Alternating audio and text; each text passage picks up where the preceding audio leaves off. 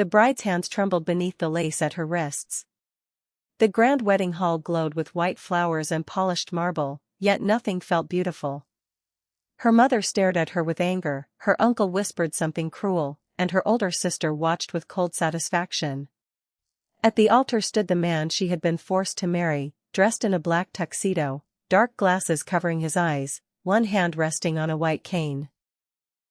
To everyone there, he was a wealthy, blind stranger who could rescue their family. To Aloan Hart, he looked like the end of the life she had hoped to choose for herself. She had no idea everything she believed about him, and her own family, was about to collapse.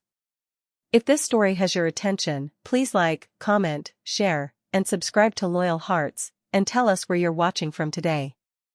We love seeing how far the Loyal Hearts family reaches. Aloan had always been the dependable daughter.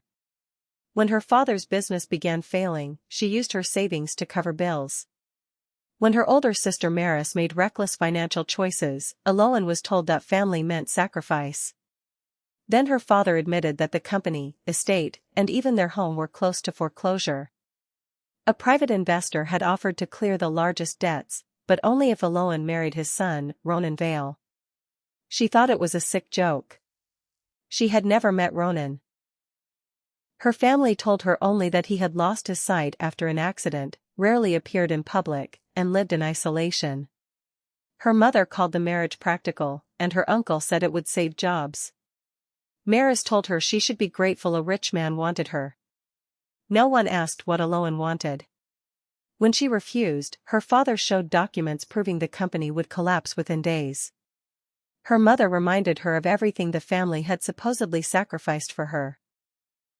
Aloan understood the trap: if she chose herself, they would make her feel responsible for everyone who suffered.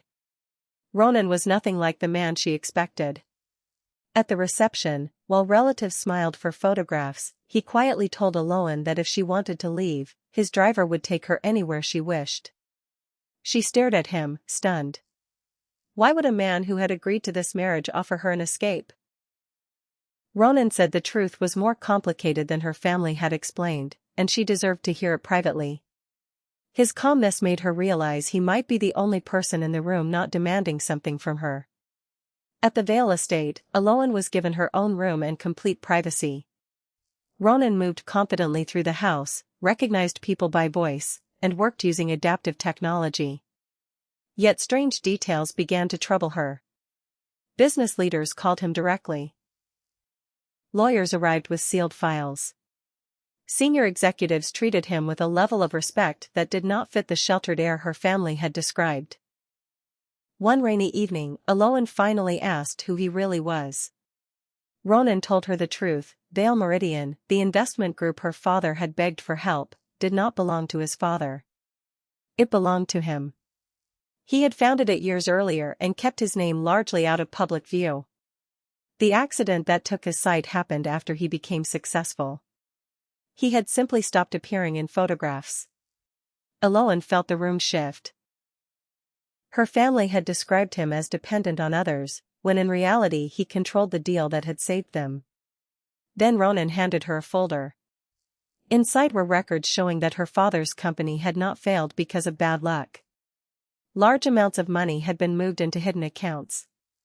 Maris and their uncle had approved fraudulent transfers.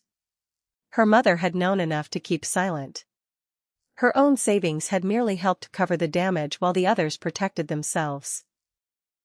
Ronan explained that he first noticed Aloan's name while reviewing the company. She was the only family member who had repeatedly used personal money to protect employee wages and medical benefits. He requested a private meeting with her, but her family intercepted it. Then they proposed the marriage themselves, believing it would tie Ronan permanently to them and keep their secrets buried. Ronan admitted he agreed because he thought it would give investigators time to secure the records.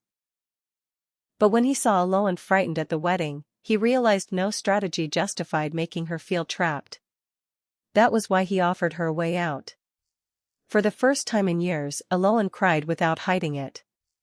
Ronan told her the debts were already being handled legally, and that she owed him nothing, not marriage, gratitude, forgiveness, or love. Those words changed something in her. She had spent years believing her worth came from what she could endure for other people. Now someone was telling her she was allowed to choose. She stayed, but this time it was her decision.